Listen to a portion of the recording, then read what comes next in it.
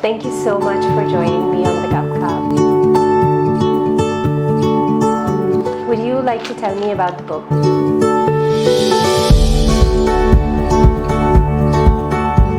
The book is called The Ghost of Malabar. It's been published by HarperCollins Children's Books. I'm really excited that it's out in the market now. Basically, this idea came to me in 2008, where there were these three characters. One was a boy, the other was the ghost of a fisherman, and the third was Vasco da Gama. But I did not know how they were connected. I basically wanted to explore the early encounter between the Portuguese and the locals who were living on the west coast of Malabar at that time. And then in 2016, I volunteered with an organization here called the Friends of the Museums. So I volunteered to guide this exhibition called Port Cities, Emporiums of Asia from 1500 to 1900, exactly the period that I was looking at. And then they had these objects, paintings, textiles, mannequins dressed in costumes from the 18th century and 19th century. And that period then came to life. And through my research, I came across this incident that happened in 1502, where Vasco da Gama had rounded up a group of about 35 fishermen and had them slaughtered in the harbor of Calicut. It was actually a documented incident, and so there I had my fisherman and why he was a ghost. And there I had Vasco da Gama as well, and everything fell into place. In a way, it took a long time, like from 2008 to actually 2022 for this book to come into print. It's a long time. This idea came to me, and if I had not acted on it, it would have gone to somebody else. It was a story waiting to be told. And I'm just glad that Velu's been able to tell his story through this book. Yeah, I'm sure, and I'm really looking forward to reading the book. So, okay, one question which I've always felt is that writing a book for children is not an easy thing. Writing for an adult, you still can take for granted a lot of things, but for kids, you need to be very specific, you have to be very, the approach with words is very different. So why this genre at all? What inspired you to get into children's writing? It's really tough to do it, and you have to be so good with your editing skills and the words that you use, because if they're bored, they'll just switch off, turn off, and that's it. You've lost them. They ask fantastic questions, and the way they see the world is very, very unique. I mean, we were all children, but we kind of tend to forget how we viewed the world. And there's a line in my book where the ghost is asking the boy for help, and the boy says, like, how can I help you? You're the one with all these superpowers, and I am just a little boy, puny little boy. And he says that's because we old folks, we get stuck in our old ways. So I understand you've done your engineering and then you went to your management. Where did writing fit into all this? Yeah, I don't know why I did that actually. I think like a lot of Indian kids growing up, at that time, we were just given two options. It was like a sword held to our necks, doctor or engineer, that's it. And I didn't want to do medicine, and I was decently okay at math, but I mean, towards the end of my degree, I was just, what am I thinking? Because I made a very mediocre engineer and a very mediocre business person. I had a corporate job, but I think I was just like a very mediocre manager as well. But writing is something which was always part of my life. Like, my father is an amazing raconteur. He's got wit, humor, he's able to hold an audience, and he used to tell me stories all the time. I used to read a lot. Reading goes hand in hand with writing. It gives me joy. It brings me happiness. It's my way of relaxation. That's why this happened. Yeah, that's right. Yeah. Which was the first book you wrote? It's called Krishna the Cowherd Prince, and it basically retells the stories of some of the episodes in his childhood, and it uses a kind of rhyming fashion to tell the story. And what inspired you for this? And I was trying to tell these stories which I had grown up with to my kids, and I kind of said, okay, why not?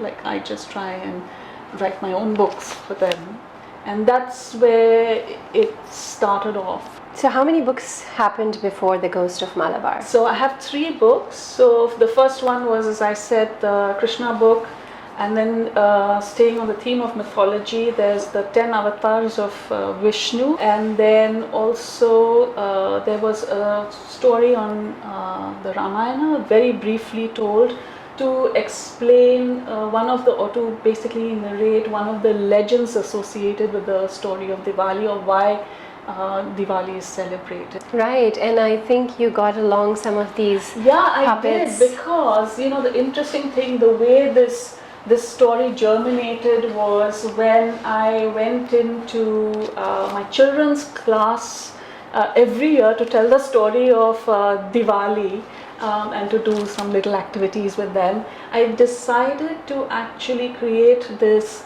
shadow puppet theatre.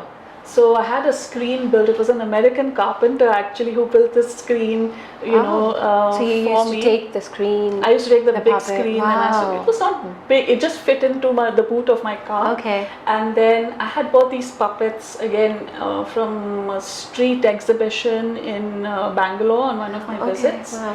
And then I wrote the script. I had my family members do the voiceover, and then I would go and perform. So the entire act would just last for about 8 minutes. You played the voiceovers for different characters. Yes, while I maneuvered the puppets behind the screen for the kids. The kids loved it. And then when my kids grew older, I had friends who would say, hey, can you come and do it for our kids' class? And I would. Because it's such an ancient form of storytelling. I mean, today we have cinema screens and Netflix and things like that. But back in time, it was just these simple shadows and these beautiful puppets that would tell the stories of these, ancient myths and legends. And it's a great way to introduce the other international population to it. Exactly. Yeah, that's true. Because there's a lot of interest in it as well. Yeah. I'm sure. Yeah, the kids would love the puppet show going on. The Diwali story going on, and it's beautiful. Maybe actually I could request you for my children's class as well. All right, great. But coming back to writing, I mean, you've done so many books. You've had a book published with HarperCollins. As a writer, as a young writer, if somebody comes to you, what are the tips that you would want to give to them? Just, just go for it. Like, just keep writing. It's a hard profession. It's a difficult profession. You have to develop a thick hide. You face a lot of rejection, like I did. Several of my manuscripts were rejected, but you should be able to, you just do it for the love of writing. Totally. I mean, writing improves writing, right? Yes. Yeah. And so when Soumya is not writing, what is she doing? You'll find me at the museums, or you'll find me out walking with my friends. What is your idea of relaxation? Visiting a museum. Okay. And what's your favorite book? An all-time favorite book? So there are so many. I can't really pick one, but I can share with you one of the books that I read recently, which really kind of I love that book. It's called The Hare with the Amber Eyes, and it's by an author called Edmund Deval. It's a true story, but the way it unfolds, it traces history, it traces art, and I really love the way he's told the story. And who's your favorite author? I have so many again, but I would say Amitabh Ghosh. Yeah. Okay. Which is your favorite book by Amitabh Ghosh? I like The Sea of Poppies. And what are you reading currently? So I kind of tend to read multiple books at the same time. Yeah. So on the children's lit side, I'm reading Being Gandhi by Paro Anand. Okay. And then I'm reading a book called Savage Harvest by Carl Hoffman. It's a piece of non-fiction, but it's based on reality, where it was one of the wealthiest men in the world. His son disappeared in Southeast Asia. And then I'm also reading an art book. It's basically on Indian jewelry. So I've got three books going on at the same Lovely, time. yeah. Suppose you have to recommend a book to somebody, a must-read book. Which one, according to you? Everybody should just read it. The Ibis Trilogy. So it's not one, but it's three. Yeah. So I would say Amitabh Ghosh's Ibis Trilogy. Okay, yeah, great. And you've got 2 children, right? Yes. What were their reactions on your They're in shock. Like they always say, who would want to read this? Like, who's reading this? So, And your husband himself has written a book. Yes. So what was his reaction? He never read the manuscript or anything. He Oh. read the book when it was Okay. published and it came, and he started at 4 a.m. in the morning, and he read through till like 7. By 7 a.m. he was done, and he came to me and he said that it's a great book. And he's a voracious reader, so for him to say that to me, it was like a real, I knew that I've done a good job with this one. Thank you so much for your time, and I'm looking forward to reading the book, and I'm going to come down and meet you for an author's signature on it. Oh, I would love to sign it for you. Yes, thank you so much.